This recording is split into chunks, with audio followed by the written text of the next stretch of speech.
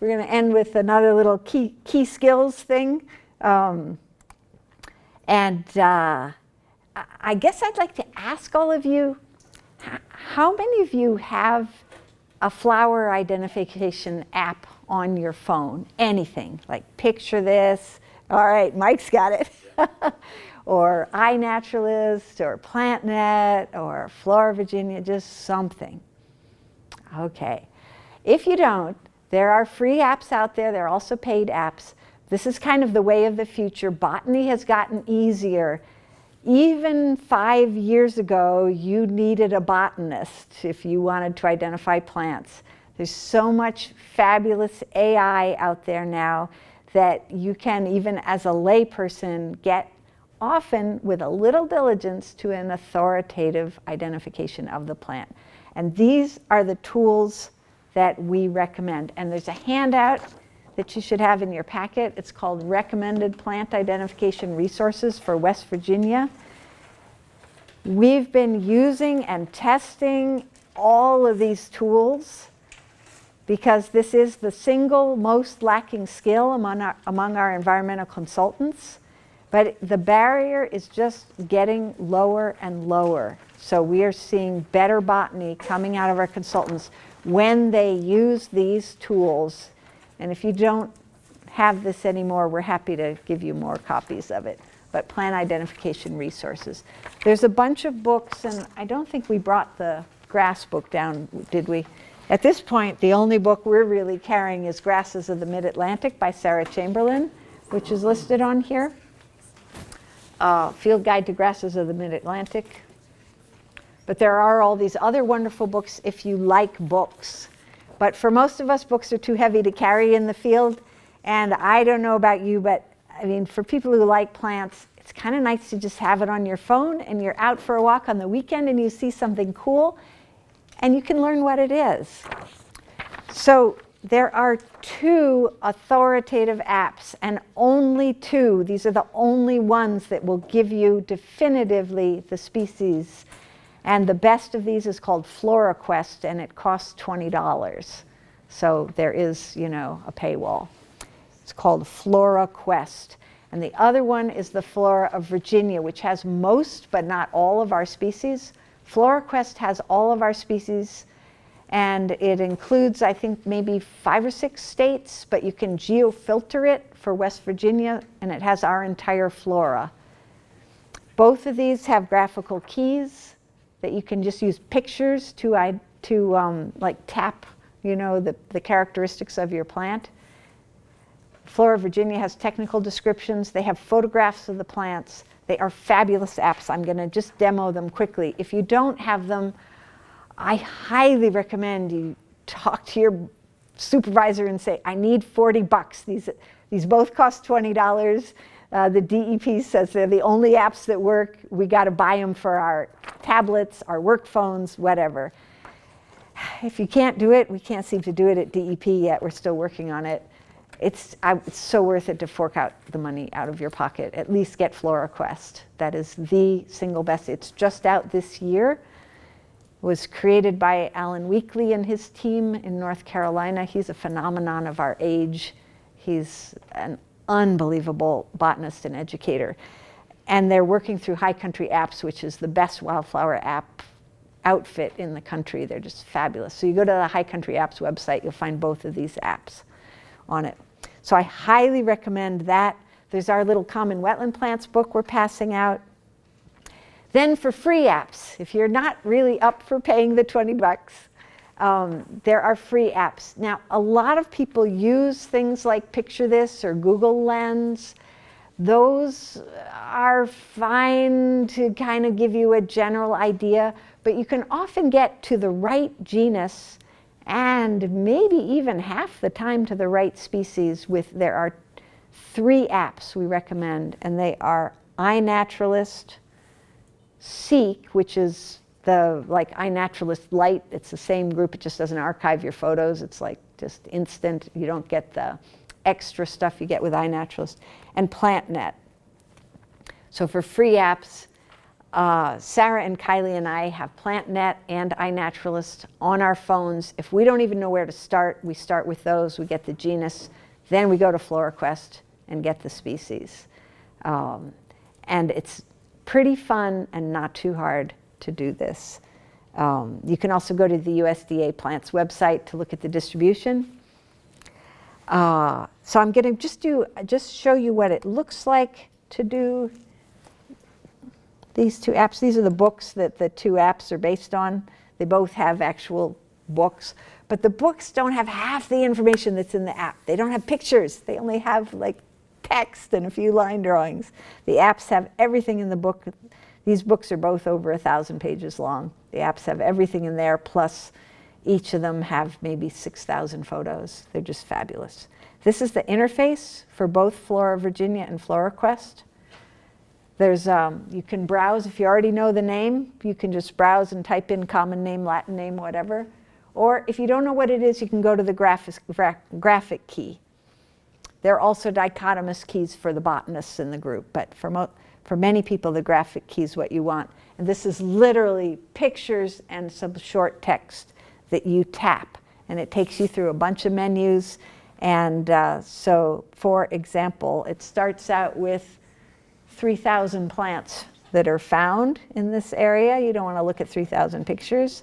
So you narrow it down. You say, it's a tree. It's a deciduous tree, not a conifer tree. You know, it's super easy to do. It's in a wet place. And then there's a bunch more little figures that you tap. And so with the things I've tapped here, I've gotten it down to just 7 pictures. I think at that point, with just 7, I'm going to look at the pictures. And so you just click show, and it'll show you the pictures. You can also use that browse key if you know what it is. So let's say I know it's an oak. I can look at it. I know this is an oak. I just don't know which one it is. So you can type Quercus or you can type oak, and it'll give you all the oaks that are in. If it's FloraQuest, it'll be the ones that are in West Virginia. If it's Flora Virginia, it'll be Virginia. And then if you click on the oak picture that you think matches best, then you get more pictures and detailed pictures of that species. You also get a description, habitats, phenology, and critically, you can see there's a link to the dichotomous key. So if you get to that description page, you think, it looks like pin oak, my picture looks like it, these pictures look like it, the habitat looks like it. You want to go to that dichotomous key, click on that, and it'll take you to the last key break in the botanical key, and also the key breaks before it. And then you can compare, is my leaf 7 to 12 centimeters long, or is it 10 to 20 centimeters long? And it gives you all of these different things. Alan Weekly's just a fabulous ecologist, and he gives you lots of different things. You don't always have to have the flowering plant. He tells you about the leaves, about the flowers, about the stems. And so you pick which one it is here. And if you've gone through the key, and if it doesn't fit either of those, you can go back and see the earlier key breaks. And it takes you to the one you think, which is pin oak. Then you've got a definitive, authoritative identification of that plant. It's pretty simple to do. So we highly recommend this app. The FloraQuest and also Flora Virginia, but FloraQuest is the key. Okay, if you don't even know where to start, you could start with the free apps, iNaturalist and PlantNet. They have slightly different approaches. How many of you have iNaturalist at home or on your phone? Seek. You have Seek, okay.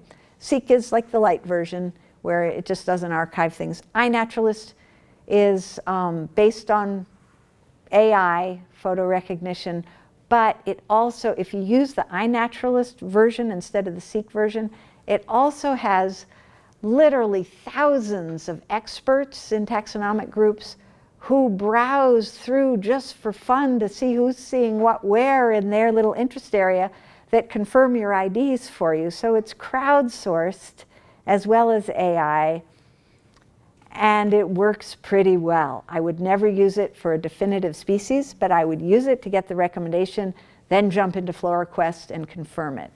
And it also archives it for you. so that if you want to know what you've seen throughout your life on iNaturalist, it's all there. So this is, I think this is me logged in, and these are things that I have seen over time and around the world, and that have been thrown up on iNaturalist. And it's like a little diary. It's fun. Very easy to use. You just take a picture and load it to iNaturalist, or you can drag it on your computer. So if you drag in a picture of a leaf to iNaturalist, then it gives you, it says, we're pretty sure this is in the genus Quercus. Here are our top species suggestions. The first suggestion is Quercus palustris, which in this case is correct. So I would take it to FloraQuest and identify it, and just verify that that really is what it is. But and the second choice, scarlet oak, is the one you'd be most likely to confuse it with, and that's probably the last key break in FloraQuest. So there's another app, also free. We use both of them because sometimes one outperforms the other. It's called PlantNet. So iNaturalist comes out of California Academy of Sciences and National Geographic. It has good institutional support. PlantNet comes out of the French Academy of Sciences. It also has good institutional support. It's a little more science-based. Instead of crowdsourcing their photos, they've gotten photos from experts all over the world, and they use those photos, and they ask you to classify whether it's a leaf or a flower. You can put 4 photos per species into the PlantNet, identify thing, or you can just put a single photo in. So similar to iNaturalist, you just take an image. This is an image near my house a couple months ago. Drag it into PlantNet, and it says, oh, it looks like Veratrum viridae with a 60.79% confidence level. The next most likely one is Veratrum insulatum with only a 7% confidence. So a little more sciencey, but the same basic idea. Also, they have experts who come in and review the photos. It helps if you have good photos. The experts are more likely to take the time to look at them. But in fact, that is right. That's what that was. And about half the time they get it right. And about half the time it's the wrong species. So you have to go back to FloraQuest and check to get an authoritative ID. It's also a good idea to jump onto USDA plants. And for that Veratrum viridae, for example, the green false hellebore, you can look and see which counties it occurs in West Virginia. And yeah, I live in Elkins. It's in Randolph County, so that's a fit. And checking the distribution is always a good idea if it's a plant you're not familiar with. USDA plants also has a ton of other good information, and it is the standard we use for nomenclature at DEP. So we use the USDA plants names. So if you're looking at a plant name and saying, wait, this has a different name in wherever, some other source, it's because we're using this. It's not perfect. There's several different taxonomies out there, but this is the standard for government.